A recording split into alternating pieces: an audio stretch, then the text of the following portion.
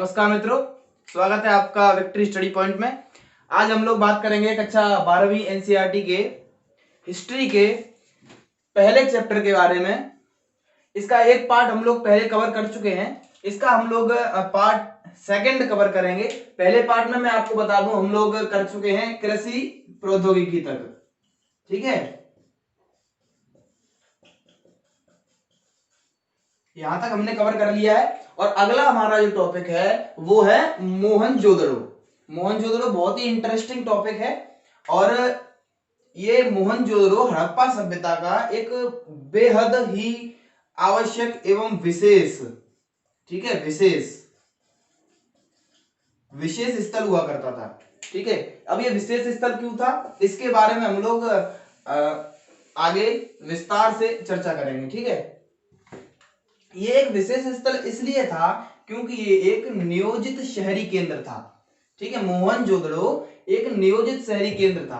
अब नियोजित क्या होता है, अब इसके बारे में जानते हैं कि नियोजित होता क्या है। नियोजित का मतलब होता है किसी भी जगह पर पूरा प्लान बनाकर, पूरा प्लानिंग करके कौन सी चीज कहां बनाई जाएगी, कैसे क्या होगा, पहले क्या बनाया जाएगा, उसके बाद किस चीज का निर्माण होगा, पूरा इस तरीके से इसका नियोजन किया जाता है, ठीक है।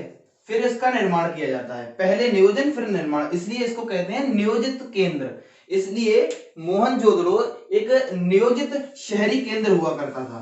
और मैं आपको बता दूं एनसीईआरटी ने भी क्लियर कहा है कि मोहनजोदड़ो हड़प्पा सभ्यता का सबसे विशिष्ट पुरास्थल था।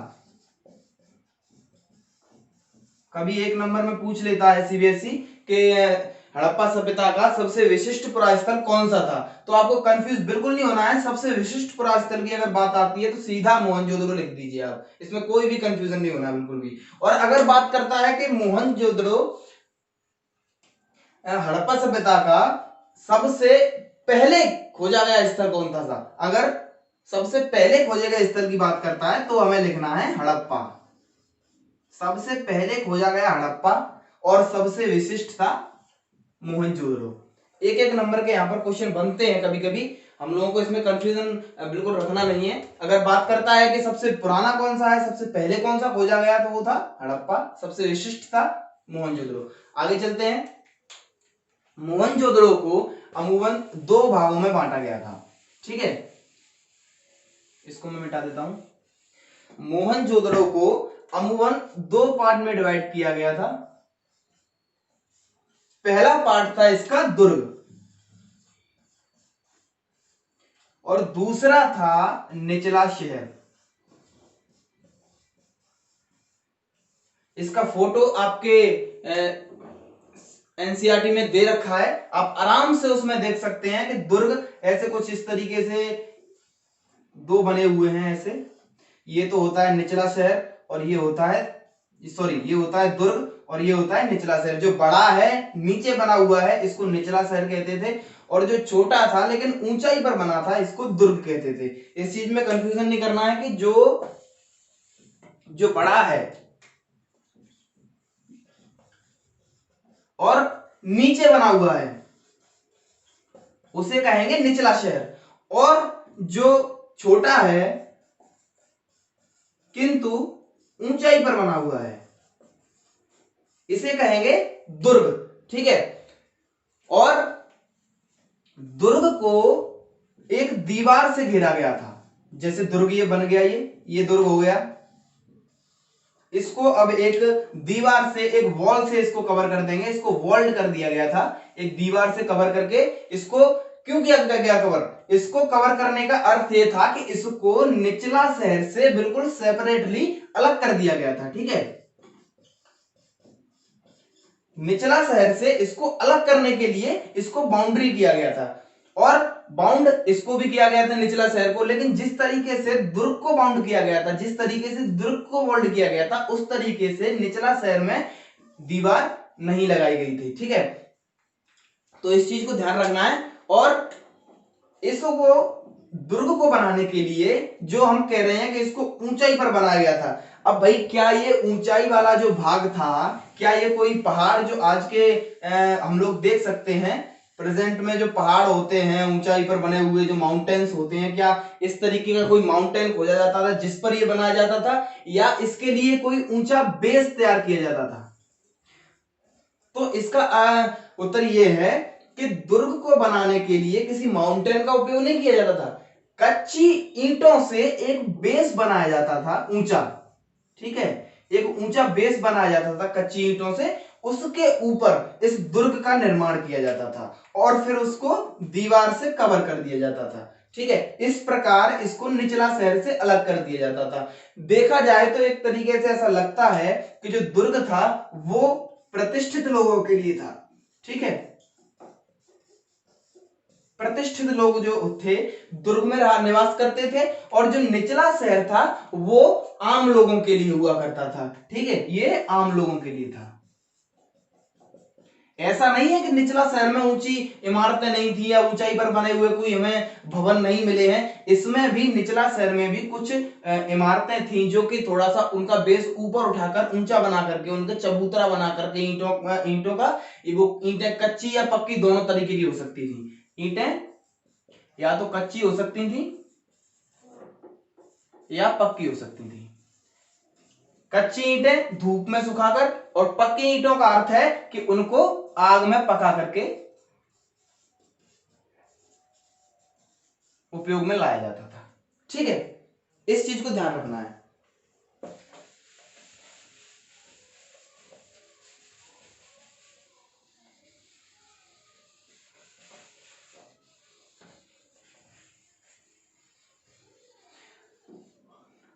अब जब हम पढ़ते हैं कि इसको दो भागों में बांटा गया, दुर्ग और निचला शहर, अब भाई इससे अर्थ क्या निकलता है, इस चीज को हमें क्यों बताया जा रहा है? इस चीज को बताने का सीधा सीधा अर्थ यह निकलता है कि ये एक नियोजित शहर था। इसका बहुत अच्छे तरीके से नियोजन किया गया कि भाई इधर की तरफ तो आपका बनेगा निचला शहर, और इधर की तरफ बनेगा आपका दुर्ग, और यहां पर बनेगा आपका निचला शहर। और उसका भी बहुत अच्छे तरीके से नियोजन किया गया कि इसमें इस तरीके से आपकी नालियां होंगी, उसके बाद नालियों के बराबर में ही सड़कें बनाई जाएंगी। ठीक है, और उसके बाद सड़कों के बराबर में भवनों का निर्माण किया जाएगा जिनकी एक दीवार सड़क से सटी हुई होगी। और क्यों सटी हुई होगी उसके बारे में हम अभी थोड़ा सा आगे जाके पढ़ेंगे कि एक दीवार क्यों सटी हुई होती थी। और दुर्ग में भी कुछ अच्छी अच्छी विशाल संरचनाएं थी, जैसे स्नानागार हो गया, माल गोदाम हो गया, इसके बारे में भी अभी हम लोग आगे पढ़ेंगे। ठीक है, अब हम एक चीज देख लेते हैं कि ये जो मोहनजोदड़ो है ये मैप में लाई कहां करता है, ये मैप में किस जगह पर उपस्थित है? अगर हम लोग एनसीईआरटी में जिन इस स्थलों के बारे में आ रहा है वो उल्लेख कर रहा है, अगर हम उनको उसी समय साथ ही साथ मैप में अगर देखते जाएंगे तो हमें बाद में मैप को रटने की आवश्यकता नहीं पड़ेगी। कोई भी स्थल आता है उसे तुरंत मैप में देखिए, कोई भी स्थल आता है उसे तुरंत, अगर कोई भी स्थल अगर एनसीईआरटी में 4 बार रिपीट हो गया तो आप उसे 4 बार मैप में देखेंगे, इसका मतलब ये हुआ कि आपने उस चीज का 4 बार रिवीजन कर लिया। ये फिर आराम से आपको याद हो जाएगा। आपको मैप को बाद में जैसे हम करते हैं ना कि पहले हम लोग थ्योरी पढ़ लेते हैं, उसके बाद उसमें जो जितने भी मैप होंगे उनको हम रटेंगे या याद करेंगे, तो उसमें थोड़ी परेशानी आती है। अगर हम एक साथ देखेंगे तो आराम से हम लोग चैप्टर के साथ साथ कवर कर पाएंगे। तो पहले देखते हैं कि मोहनजोदड़ो एक्चुअली में था कहां पर। ये जो इस प्रकार से था, राजस्थान वाला जो एरिया है, ये वाला जो एरिया है इसको जैसलमेर वाला एरिया बोलते हैं। यहां पर जैसलमेर आता है, तो ये जो जैसलमेर का जो ओहार वाला एरिया है जो उठा हुआ है पार्ट, इसमें नीचे की तरफ अगर इधर जाएंगे तो एक पॉइंट तो यहां लगा दीजिए, उसके बराबर में थोड़ा सा आगे और चल के एक पॉइंट यहां लगा दीजिए। ये आपका हो गया, इसको बोलेंगे हम लोग मोहनजोदड़ो। ये हो गया मोहनजोदड़ो।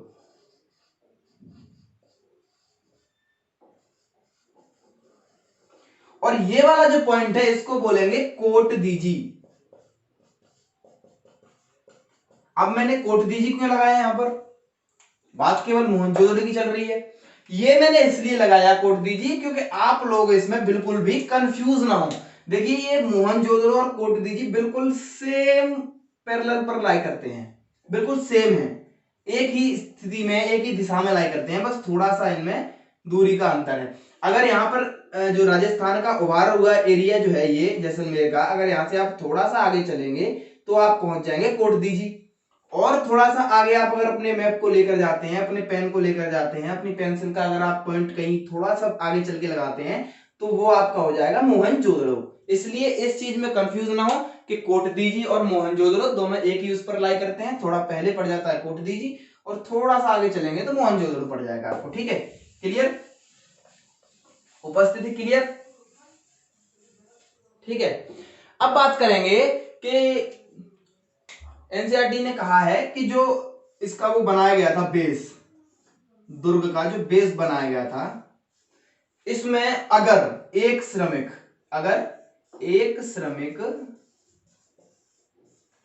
एक दिन में 1 घन मीटर अगर मिट्टी लेकर के आता है तो भी इस कार्य को करने के लिए केवल आधार बनाने के लिए हम लोगों को 40 लाख, बता रहा हूं आपको, इसे बनाने के लिए 40 लाख श्रम दिवसों की आवश्यकता पड़ेगी।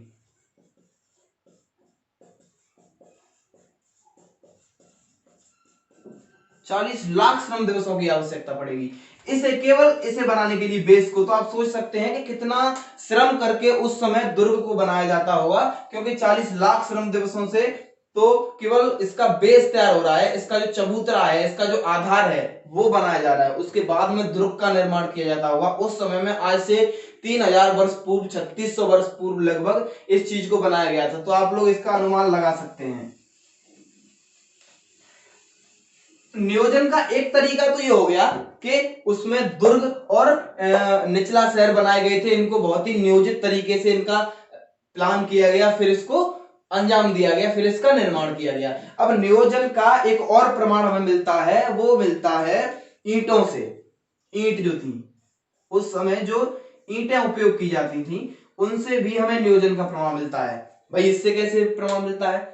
सीधा सीधा है कि यदि आप नियोजित तरीके से कुछ कार्य नहीं कर रहे हैं तो संभवतः उसमें आपको असमानता देखने को मिलेगी।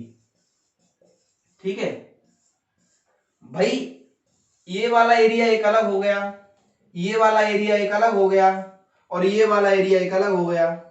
यहां पर ईंटें बन रही हैं, मान के चलो 1, 2, 4 के अनुपात में। यहां पर ईंटें बन रही हैं, मान के चलो 1, 3, 7 के अनुपात में। यहां पर ईंटें बन रही हैं, मान के चलो 1, 2 और 3 के अनुपात में।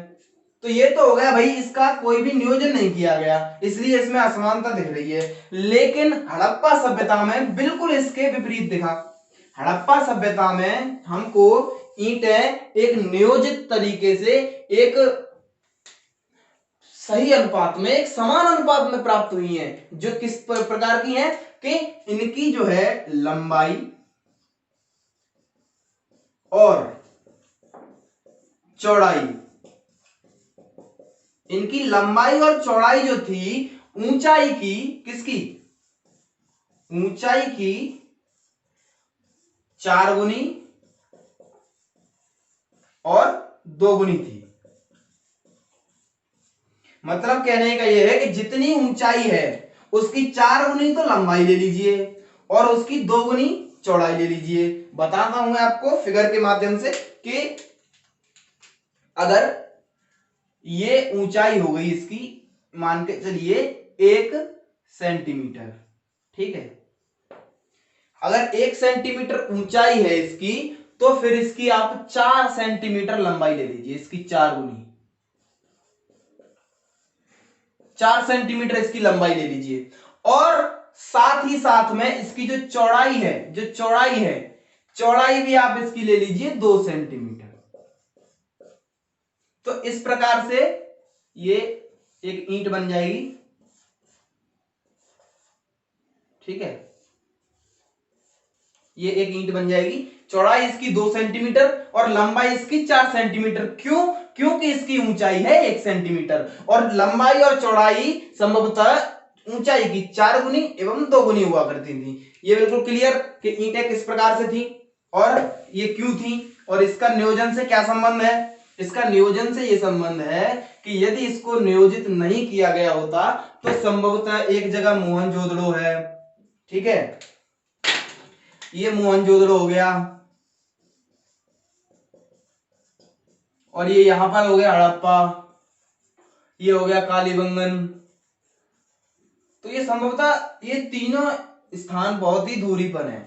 तो संभवतः ऐसा देखा जा सकता था कि यहां पर जो अनुपात है हो सकता है वो अनुपात यहां पर न हो या जो यहां है वो यहां ना हो, जो यहां है वो इन दो जगह ना हो। लेकिन देखा ऐसा गया कि पूरी ही हड़प्पा सभ्यता में, चाहे वो आपकी कोटदीजी हो, चाहे वो आपकी सूरतगही हो, चाहे वो आपकी सुतकंगेंडोर हो, चाहे वो आपका देमाबाद हो, चाहे आपका आलमगीरपुर हो, उन सब में, चाहे आपका वो मांडा हो जम्मू कश्मीर, सब में ईंटों का जो अनुपात था बिल्कुल सेम, मतलब बिल्कुल समान मिला है। इसका अर्थ यह है कि मोहनजोदड़ो एक नियोजित शहरी केंद्र था, ठीक है। इसके बारे में हम लोग थोड़ा और आगे जानेंगे। वो एक और इसका टॉपिक का सब टॉपिक है जो आपकी एनसीईआरटी में दे रखा है, वो है नालों का निर्माण, ठीक है।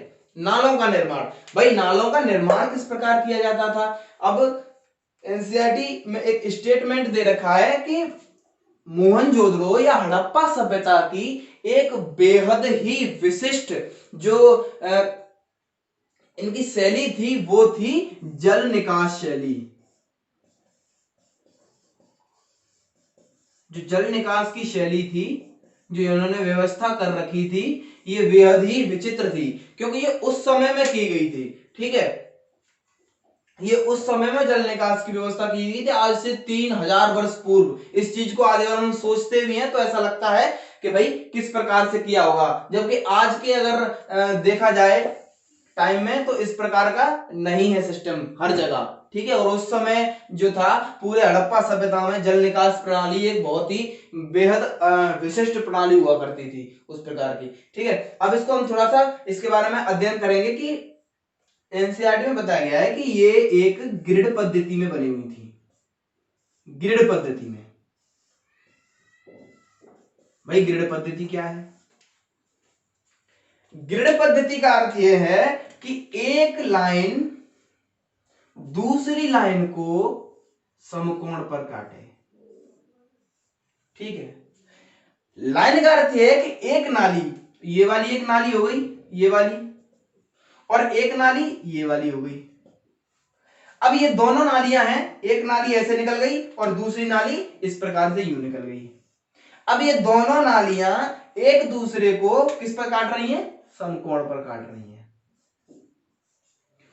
और आपको याद होगा कि नालियों के साथ साथ ही सड़कों का निर्माण किया जाता था, नालियों के साथ साथ। अब नाली के साथ ही सड़क बन गई तो सड़क भी भैया ग्रिड पद्धति में ही बनेगी।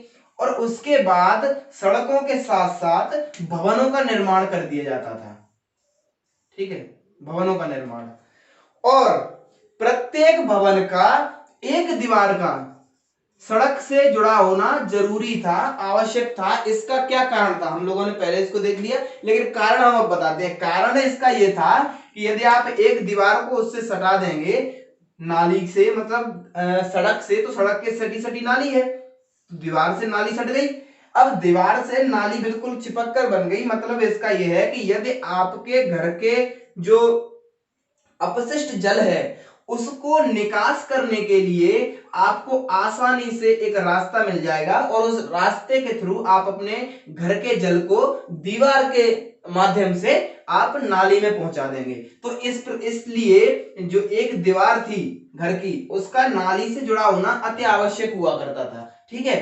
तो यही कारण था कि नाली से दीवार क्यों सटी हुई होती थी। तो ग्रिड पद्धति की समझ में आ गई। नालों का निर्माण जो था उसके बारे में हमने पढ़ लिया। अब पढ़ेंगे नालों का निर्माण, ये एक छोटा सा टॉपिक था, ज्यादा बड़ा नहीं था। अब इसी में एक टॉपिक है गृह स्थापत्य।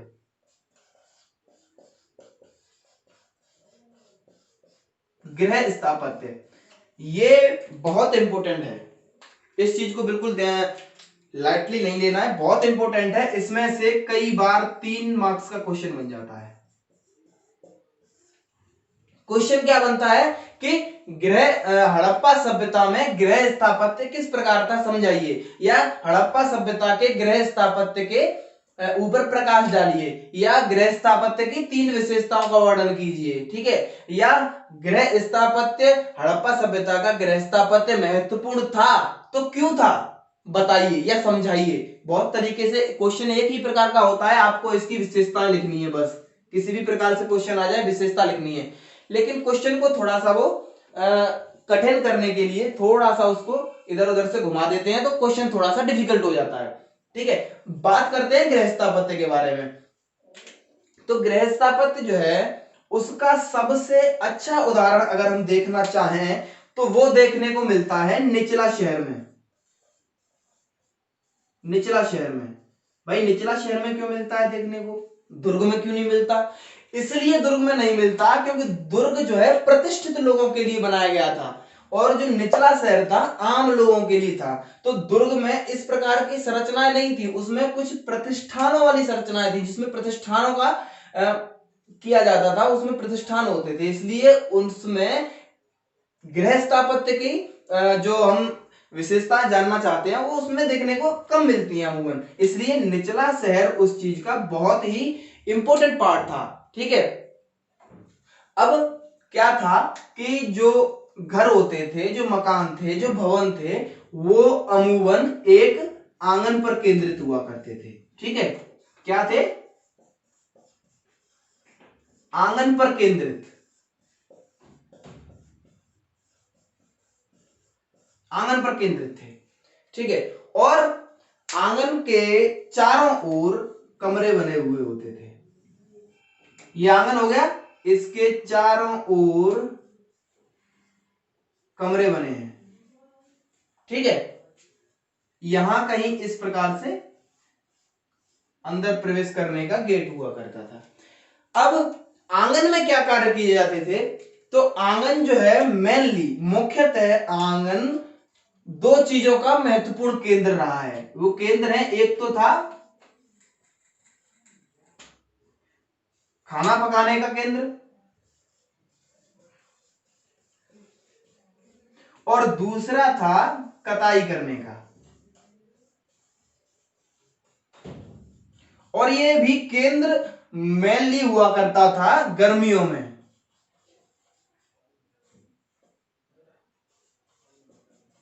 गर्मियों में या शुष्क जो समय होता है उस समय हुआ करता था। क्यों? क्योंकि आंगन एक खुला होता है, खुला हुआ क्षेत्र होता है जिसमें हवा आती है आराम से, तो उस समय गर्मियों से बचने का एक बहुत ही अच्छा केंद्र था। अगर खाना आंगन में खुले में बैठकर बनाया जाता था तो गर्मी कम लगती थी, इसलिए गर्मियों के समय में, मौसम में या शुष्क मौसम में खाना बनाने का और कटाई करने का बहुत ही महत्वपूर्ण केंद्र हुआ करता था आंगन। तीसरा पॉइंट यह है कि जो हड़प्पाई लोग होते थे वो एकांतता प्रिय लोग थे, ठीक है। एकांतता को बहुत ही महत्व देते थे। एकांतता को महत्व देते थे, इसके बारे में हमें कैसे पता चलता है? इसके बारे में जानने के लिए 2 तथ्य दिए हुए हैं जो कि बेहद महत्वपूर्ण हैं। इससे हमें पता चलता है कि ये लोग जो थे एकांतता प्रिय थे। पहला क्या है कि जो भूमि की दीवार थी, जो भूमि से सटी हुई दीवार थी, जो दीवारें भूमि से बनाई गई थी, ठीक है, भूमि तल से बनी दीवारों में क्या नहीं था? खिड़कियां नहीं थी, ठीक है, खिड़कियां नहीं थी। पहला पॉइंट ये है। दूसरा पॉइंट ये है कि बाहर से या मेन जो गेट होता था, जो दरवाजा होता था, उससे आंगन का सीधा अवलोकन नहीं होता था।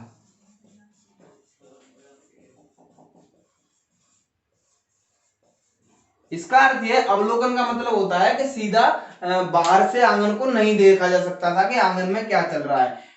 संभव है कि ये लोग नहीं चाहते थे कि अगर खिड़कियां होंगी तो लोग हो सकता है कि संभवतः उसके घर में देख लें कि क्या हो रहा है, जाकर देख लें, पता चल जाए कि एक्चुअली में क्या चल रहा है घर के अंदर। ठीक है, आंगन का अगर सीधा अवलोकन बाहर से हो जाए तो बाहर के लोग अगर देखेंगे तो पता चल जाएगा कि आंगन में क्या हो रहा है।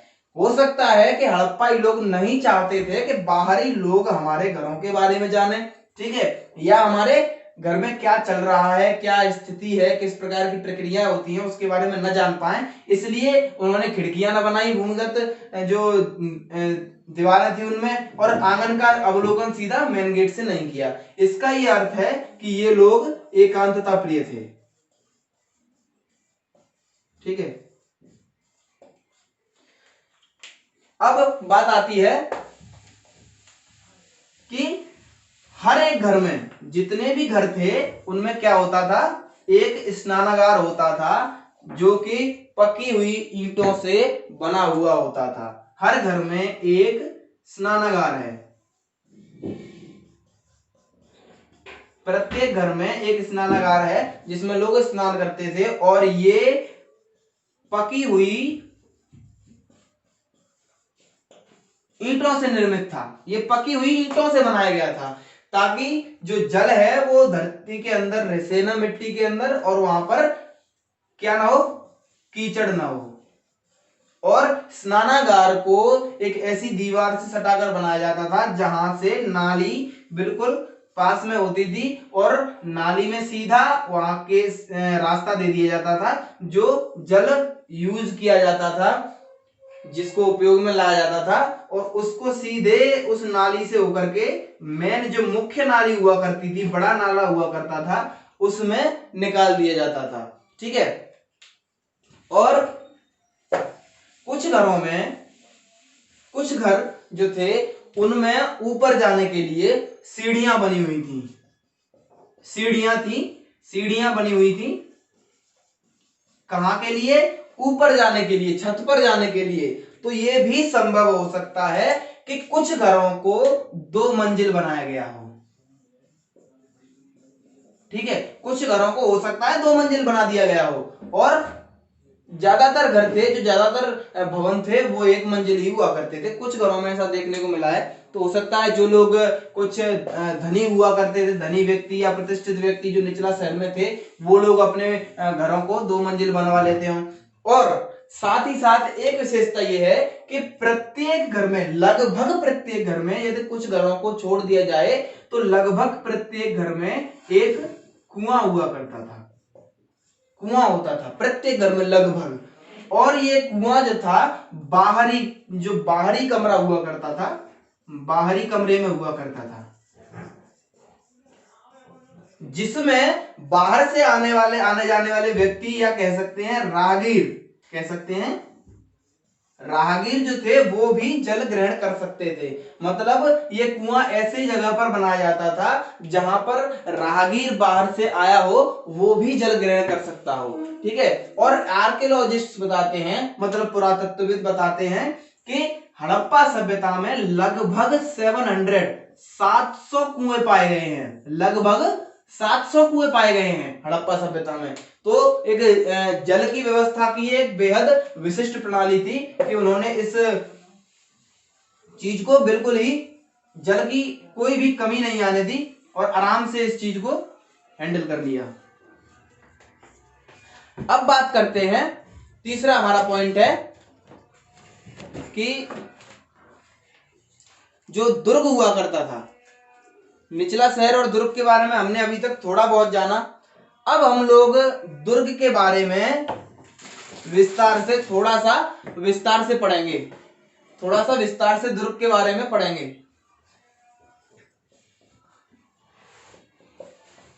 तो जो दुर्ग था उसमें बताया गया है कि ज्यादातर जो थी कैसी संरचना थी, जिनसे कुछ ऐसे कार्य किए जाते थे जो कि सार्वजनिक थे। ठीक है, कुछ सार्वजनिक कार्य या कुछ आध्यात्मिक या धार्मिक कार्य आप ले सकते हैं, इस प्रकार के कार्य इसमें किए जाते थे। विशिष्ट जो है, ज्यादातर ये जो बनाया गया था विशिष्टतः सार्वजनिक प्रयोजनों को अंजाम देने के लिए या संपन्न करने के लिए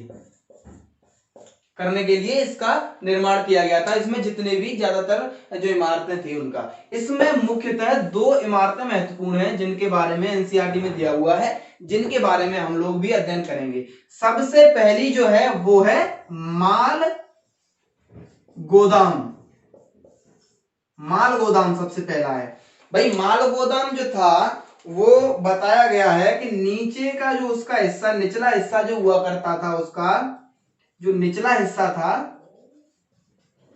वो बना होता था ईंटों से, या कहें कि पक्की ईंटों से। ठीक है। और जो उसका ऊपर का हिस्सा हुआ करता था, जो उसका ऊपर का हिस्सा था वो बना हुआ था लकड़ी से। तो लकड़ी तो रहेगी नहीं, लकड़ी तो नष्ट हो जाएगी। तो जो ऊपर वाला हिस्सा है वो नष्ट हो चुका है, इसलिए आर्कियोलॉजिस्ट मानते हैं कि संभवतः हो सकता है, संभवतः ये ऊपर हिस्सा लकड़ी से बना हो इसलिए ये नष्ट हो गया हो। ठीक है। और निचला हिस्सा था वो हमें मिला है। मतलब कहने का ये है कि निचला हिस्सा ईंटों से बना था, पक्की ईंटों से, जैसे कोई भी बनी हुई है जगह ऐसे करके। ठीक है। ये तो निचला हिस्सा हो गया, ये पक्की ईंटों से बना है। ठीक है। और इसके ऊपर जो बनता था, इसके ऊपर जो बनता था वो बनाया जाता था किससे? लकड़ी से।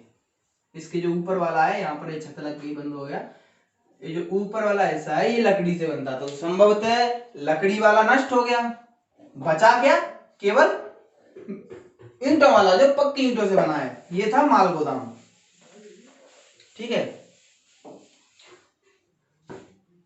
अब बात करते हैं, इसमें दूसरी चीज दे रखी है विशाल स्नानागार।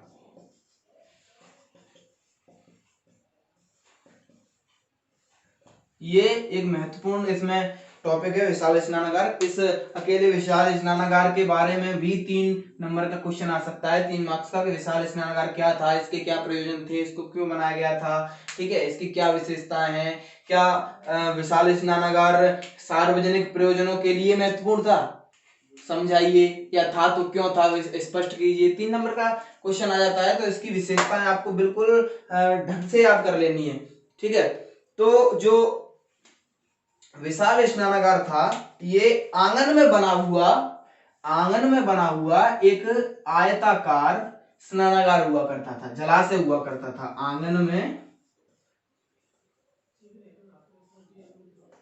आंगन में बना हुआ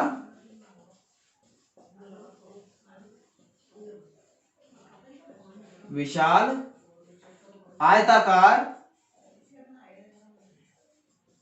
जलाशय। ठीक है। आंगन में बना हुआ एक आयताकार जलाशय था, जो कि अंदर इसमें जाने के लिए, इसमें नीचे उतरने के लिए इसके उत्तर एवं इसके दक्षिण में क्या बनी थी? सीढ़ियां बनी थी। इसके नीचे इसमें उतरने के लिए सीढ़ियां बनी थी। जैसे मान लीजिए ये स्नानागार हो गया। ठीक है। ये स्नानागार हो गया, ये इसका उत्तर वाला भाग हो गया, ये इसके दक्षिण वाला भाग हो गया। इसमें सीढ़ियां बनी है, इसमें तो उत्तर से आने के लिए है, और इसमें भी बनी है, इसमें दक्षिण से जाने के लिए है। ठीक है। समझ में आया? ये स्नानागार है, ये उत्तर वाला पार्ट हो गया, इसमें सीढ़ियां बनी है, और ये दक्षिण वाला पार्ट हो गया, इसमें भी सीढ़ियां बनी है। ठीक है। नीचे उतरने का ये सिस्टम था। अब भैया इसको उस समय अगर आप स्नानागार बना रहे हो, अगर आप मिट्टी का सीधा सा गड्ढा खोद लें, अगर आप उसमें जल डालें, तो वो पानी उसमें नीचे मिट्टी में चला जाएगा। ठीक है। वो पानी वहां नहीं रुकेगा। इसके लिए हमें क्या करना पड़ेगा? उसको वाटरप्रूफ करना पड़ेगा। वाटरप्रूफ करना पड़ेगा। वाटरप्रूफ मतलब जलबद्ध करना पड़ेगा, हिंदी में बोलते हैं जलबद्ध। इसको हमें जलबद्ध करना पड़ेगा। इसके लिए ये लोग क्या करते थे? ये लोग इसके लिए चूने का, जो चूना होता है, चूना का और जिप्सम और चूना और गारा, इसका उपयोग करते थे। साथ ही साथ में ईंटों का उपयोग करते थे। ईंटों को जमाकर जिप्सम, चूना, गारा इसका उपयोग करके उसको पूरा क्या कर दिया जाता था, वाटरप्रूफ कर दिया जाता था। ठीक है, वाटरप्रूफ इसको बना दिया जाता था, तो इसलिए पानी उसमें से इधर उधर नहीं रिसता था। इसके जो स्नानागार था, इसके तीनों ओर कक्ष बनाए गए थे।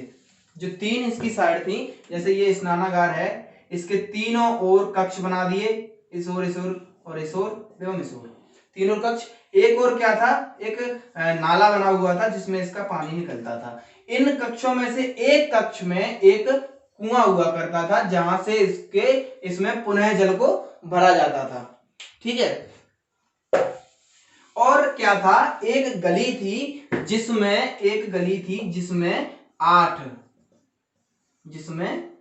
8 स्नानागार बने हुए थे। मतलब कैसे बने हुए थे, छोटे स्नानागार थे। और बने किस प्रकार थे कि एक गली है, उसके 4 एक तरफ बना दिए और 4 एक तरफ बना दिए। ठीक है, और इनसे जो जल था उसके निकासी की व्यवस्था छोटी छोटी नालियों से होकर के, जो मैंने बताया था कि मुख्य नाल जो स्नानागार था उसके सामने एक नाला हुआ करता था, छोटी छोटी नालियों के थ्रू इसका जो जल निकासी की था उस बड़े नाले में मिला दिया गया था। ठीक है, हो सकता है या कहा जाता है, आर्कियोलॉजिस्ट ऐसा मानते हैं कि इस विशाल स्नानागार का उपयोग जो है बहुत बड़े प्रयोजनों को करने के लिए किया जाता था, बड़े बड़े प्रयोजनों को अंजाम देने के लिए इसका उपयोग किया जाता था। ठीक है, अगर विशाल स्नानागार के बारे में आता है तो हम लोग आराम से लिख देंगे क्या, कि ये आंगन में बना एक जलाशय था, उत्तर दक्षिण में इसके सीढ़ियां बनी हुई थी, इसको ईंटों से, जिप्सम से, गारे से और चूना से जलबद्ध किया गया था। इसके 3 ओर क्या बने हुए थे, कमरे बने हुए थे, एक और बड़ा नाला था, उन कमरों में से एक कमरे में क्या था, कुआं बना हुआ था, और एक गली थी, उसके एक और 4 और दूसरी ओर 4, इस प्रकार 8 छोटे छोटे स्नानागार बने हुए थे। और उन स्नानागारों के जल निकास प्रणाली के लिए वहां से छोटी छोटी नालियां ले जाकर के उस बड़े नाले में मिला दी गई थी। और इस विशाल स्नानागार का उपयोग किसके लिए, किसी विशिष्ट आनुष्ठानिक प्रयोजन को संपन्न करने के लिए किया जाता था। 1 2 3 4 5 6 7 8 पॉइंट हो गए।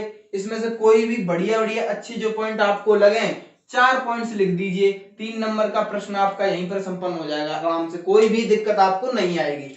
मोहनजोदड़ो के बारे में कभी कभी 8 नंबर का प्रश्न आ जाता है, सीधा सीधा दे देते हैं कभी कभी। मोहनजोदड़ो एक नियोजित शहरी केंद्र था। ठीक है, यहां था लगा दिया, कोमा लगाएंगे, फिर लिख देंगे स्पष्ट कीजिए। ठीक है, स्पष्ट कीजिए। अब स्पष्ट क्या करना है, दुर्ग के बारे में बताना है, निचला शहर के बारे में बताना है, गृह स्थापत्य के बारे में बताना है, ईंटों के बारे में बताना है, और किसके बारे में, नालों के निर्माण के बारे में बताना है। आराम से 8 नंबर आपको इसमें मिल जाएंगे। ठीक है, ये वाला टॉपिक हमारा बिल्कुल पूरा कंप्लीट होता है कि जो मोहनजोदड़ो था एक नियोजित शहर था। पूरा तरीके से हमने इसको स्पष्ट कर लिया है, इसमें कोई भी दिक्कत अब मुझे नहीं लगता कि किसी को भी आनी चाहिए। ठीक है।